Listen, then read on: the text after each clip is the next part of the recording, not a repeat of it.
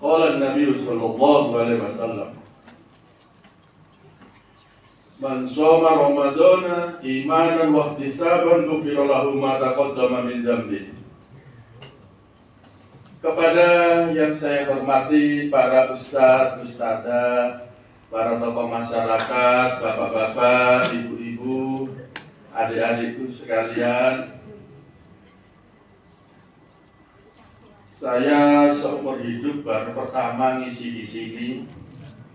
Rumah saya itu di Perak, jadi berangkatnya jam 5. Kalau berangkat setelah berbuka, wassalam ya.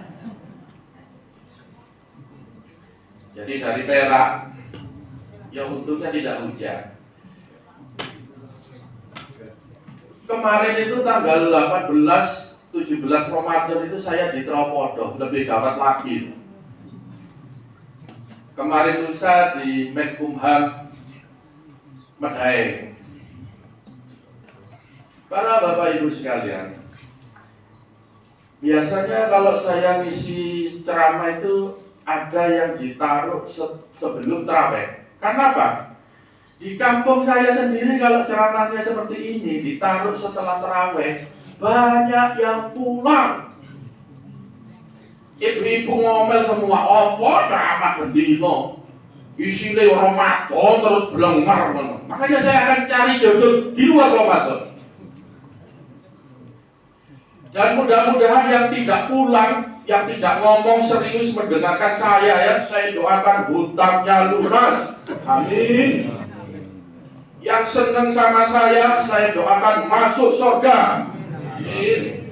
Yang senang itu di mana contohnya?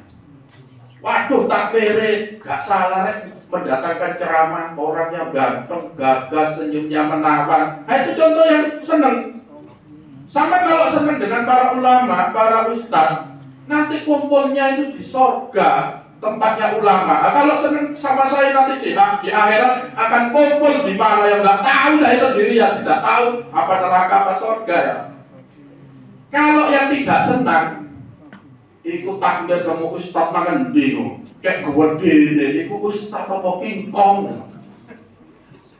Anak saya sendiri waktu kecil itu kalau saya gendong, saya teloni, itu selalu kabur. Bapaknya kan sayang ya. Saya tanya, "Cong, kenapa Cong? Diteloni bapak kok kabur?" "Oh, Pak, rasanya kayak diteloni gorila, panas kabeh awakku." Loh, anak kandung saya sendiri meragukan kegantengan saya, apalagi orang lain. Para Bapak Ibu sekalian, Ramadan ini kan turunnya Al-Quran. Saya akan menerangkan ilmu yang jarang disampaikan, mungkin tidak pernah. Karena jarang disampaikan, banyak orang yang meremehkan ilmu ini. Padahal ilmu ini sangat penting dalam kita membaca Al-Quran. Yang dimaksud ilmu ini adalah ilmu tajwid. Kalau kita tidak menguasai ilmu tajwid, tentu bacaan Al-Quran kita banyak yang salah. Padahal di dalam Al-Quran itu kita salah membaca satu huruf, maka berubah arti dari Al-Quran tersebut. Contohnya, ad itu di dalam Al-Quran itu ada 4. Ada di, alzi. Itu kalau nggak ngerti tajwid dibaca sama. Di, S juga ada 4 di Al-Quran. Si, alfi, shi, swi. Itu ada 4. Kalau nggak ngerti dibaca S semua, si semua. Itulah pentingnya ilmu tajwid. Kita ambil contoh dalam Al-Quran itu ada kata-kata, ada kalimat la'allakum tashkurun. Ya, itu shin, sifatnya tafasyi, menghembuskan nafas. Kalau nggak ngerti tajwid dibaca sin biasa la'allakum tashkurun. Artinya yang benar adalah mudah-mudahan engkau menjadi hamba yang bersyukur. Kalau kita salah membaca sin, maka artinya akan berubah. Mudah-mudahan engkau menjadi hamba yang mabuk. Masa Allah menyuruh kita teler? Ya kan nggak mungkin. Itulah pentingnya tajwid. A sama A, apalagi Al-Fatihah ini rukun sholat ya. Makanya jadi milih imam itu nomor satu. Yang menurut kita Riyadhus Shalihin itu nomor satu yang menguasai ilmu tajwid. Nomor satu. Ya ada imam di kampung saya, di sini nggak ada. Di kampung saya Bismillahirrahmanirrahim, Alhamdulillahirabbil alamin, ghairil maghdubi ngono ya dadi imam rek gitu. Jadi nomor satu tuh yang menguasai ilmu tajwid. Katakanlah ada 5 calon imam, 5-5-nya menguasai ilmu tajwid. Baru yang kedua, yaitu yang paling tinggi ilmu fikihnya. Yang ilmu fikih kan untuk berhubungan dengan yang membatalkan sholat, membatalkan wudhu. Kalau nggak ngerti ilmu fikih, najis, yang hukumnya najis. Setelah sama-sama pinter tajwidnya, pinter ilmu fikihnya, baru yang ketiga, yang kalau bisa yang paling sepuh. Nah, kebanyakan di kampung-kampung itu yang sepuh nomor 1. Yang nomor 2 sudah naik haji, tajwid nomor 30. Nah, itu kebanyakan yang terjadi. Hukum mempelajari tajwid itu aslinya fardu kifayah. Tapi hukum mempelajari tajwid bagi individu, bagi seseorang itu adalah fardu ain.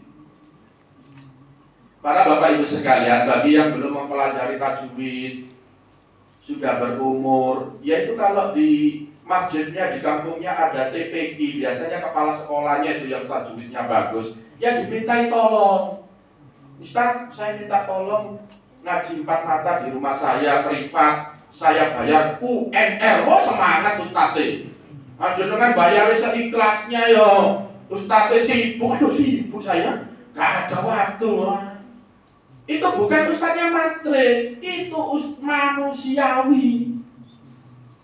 Anak saya itu mondoknya 1 bulan 1.800.000 ya. Masa mau gurunya saya bayar seikhlasnya? Diusir anak saya. Nah itu bukan matre, manusiawi. Apalagi seperti mengundang Habib Syekh itu kan pakai manajemen 40 juta ya, bukan Habib Syekhnya matre. Memang beliau bawa rombongannya makan ke Habib Syekh semua. Pesawatnya berapa? Kalau kita bayar seikhlasnya, ya kan kasihan gitu. Jadi kalau ada kiai, ada ustadz yang teman-teman saya itu ya, yang sudah punya nama besar, yang laris, itu terawih ini loh, khotbah sampai double 5. Nah mereka kalau memilih amplop yang paling tebel, itu bukan matre, manusiawi. Oke lah, ustaznya ikhlas, anggap ustaznya ikhlas. Tapi sampai di rumah istrinya kan gini, ayo, uang listrik, uang beras, sekolah anak loh, uang jajan, kan gitu. Jadi kita cari TPQ, guru TPQ yang mau mengajari kita 4 mata. Kalau waktu sungkan kan kampung, kalau saya tahu nggak bisa ngaji lah, ya pensin saya, malu saya. Bisa para Bapak Ibu sekalian di Masjid Al-Falah Darmo atau Kemayoran itu ada pelajaran tajwid khusus dewasa. Nah, kalau malu di kampung bisa datang ke sana. Nanti kalau ditanya tetangganya kemana, Bang, wah, saya lagi ngikuti kajian ilmu. Jangan bilang pengen belajar ngaji, kan gengsi ya. Mau kajian ilmu, itu ada pengajian rutin gitu. Jadi para Bapak Ibu sekalian, contohnya di dalam surat Al-Fatihah ya, yang saya contohkan dari surat Tarawih. Kalau Alhamdulillah itu diwasol, disambung. Kalau tidak disambung kan begini, Alhamdulillahirabbil alamin, Ar-Rahmanir-Rahim. Nah, kalau imamnya ekspres, seperti yang di kampung saya, semakin ekspres itu semakin laris. Yang bacanya begini loh, Bismillahirrahmanirrahim. Assalamualaikum. Itu yang laris. Kalau yang begini ada ceramahnya, ngungsi semua mereka. Ngungsi yang nggak ada ceramahnya. Ya alhamdulillah, warga Rumput Asri ini malam keberapa ini? Terakhir, detik-detik hari-hari terakhir masih banyak ini. Kalau di kampung saya tinggal satu shop ini. Wah, ini berarti saya nilai warga rumput asri tingkat keimanannya tinggi. Alhamdulillahirabbil alamin. Nah, kalau saya sambung Al-Fatihahnya itu begini. Alhamdulillahirabbil alamin ar-Rahman. Jadi min menjadi mi. Ar-Rahman disambung ke Ar-Rahman. Alhamdulillahirabbil alamin ar-Rahmanir Rahim. Nah, seperti Iyyaka na'budu wa iyyaka nasta'in, bukan in, ya terus ihdinasnya ihnya hilang. Maliki yaum, iyyaka na'budu wa iyyaka nasta'inu. Dinas. Nanti kalau yang enggak ngerti loh. Imame waliran apa? Waliran sesat rasa aku enggak pernah ke rumah aku. Dinas itu. Itu bukan imamnya yang aliran sesat, jenengan yang belum menguasai tajwid. Seperti itu loh, kalau saya diundang terawih 20, loh saya kan serba bisa, 28 bisa daripada kosong. Nah kalau yang 20 kan rata-rata minta ekspres. Nah kalau puluhnya disambung, puluh wallahu ahad, kurang 2 menit ya, supaya dari kurang 2 menit. Puluh wallahu ahad, Allahu somad, itu kan kalau pelan. Kalau ekspres, Qul huwallahu ahadunil, karena ada alif lam makrifat itu ditambahi nun wasol atau nun iwat, nun kecil dari Qul huwallahu ahadunil lahus somad. Nah, kalau nggak ngerti yang itu imamnya ditutup aliran sesat. Seumur hidup saya nggak pernah dengar Qul huwallahu lahus somad. Nah itu pentingnya belum kita kalau nanti menguasai qiraat sab'ah.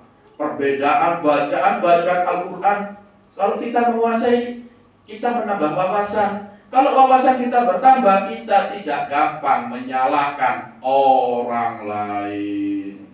Mudah-mudahan yang saya sampaikan bermanfaat, dan mudah-mudahan kita semua sama Allah dimudahkan mempelajari ilmu tajwid. Amin amin ya rabbal alamin. Assalamualaikum warahmatullahi wabarakatuh. Waalaikumsalam.